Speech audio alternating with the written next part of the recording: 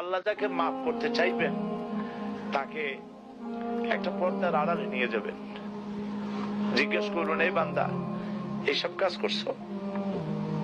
এখন আল্লাহ জিজ্ঞেস করতেছেন, সে তো ভয়তে অস্থির হয়ে যাবে, কেন্দ্রে পাগল হয়ে যাবে, আল্লাহ করে ফেলছি, আমার মাফ করে দাও।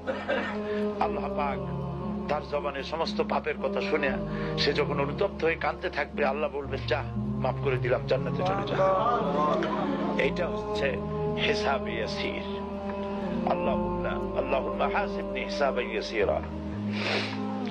কাবা শরীফ মানুষ যখন তাওয়াফ করে, এই তাওয়াফের ষষ্ঠ তাওয়াফে একটা দোয়া আছে। এই দোয়া আমি যখনই পড়ি আমি চোখের পানি রাখতে পারি না। ষষ্ঠ চক্কর একটি দোয়া আছে, দোয়াটা হচ্ছে,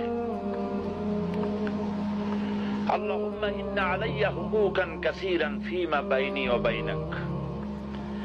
আয় আমার রব, তোমার সাথে আর আমার সাথে অনেক দেনা পাওনা আছে, আর তোমার বান্দাদের সাথেও আমার অনেক দেনা পাওনা আছে। তা আমি তোমার বান্দাদের কাছে যে বিষয় ঋণী আছি, সেই ঋণ পরিশোধের জন্য তুমি আমাকে যোগ্যতা দাও, পরিশোধের তৌফিক দাও। আর আমার কাছে তোমার দেনা আছে, তা আমার কাছে তোমার যে দেনা আছে সব দেনা তুমি শোধ করে দিয়েছো। আমার চোখ দিয়েছো, মুখ দিয়েছো, কান দিয়েছো, স্বাস্থ্য দিয়েছো, বউ দিয়েছো, বাচ্চা দিয়েছো, টাকা দিয়েছো। আমার কাছে সৃষ্টি করে তোমার যা দেনা ছিল তুমি সব তো শোধ করে দিয়েছো, কিন্তু তোমার দেনা তো আমি কিছুই শোধ করতে পারি। তোমার দেনা আমার শোধ করার একটা পথ আছে মাবুদ, সেই পথটা হলো তুমি আমার মাফ করে দাও।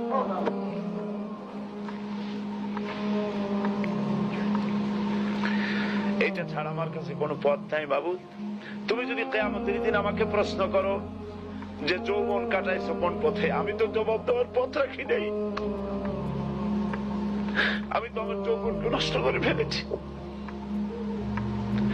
তুমি যদি প্রশ্ন করো টাকা পয়সা কামাই করেছো কোন পথে, আমি তার জবাব দেওয়ার পথ রাখি নাই। যদি প্রশ্ন করো কোন পথে খরচ করেছো, আমি সেটারও পথ রাখি নাই, নষ্ট করে ফেলেছি।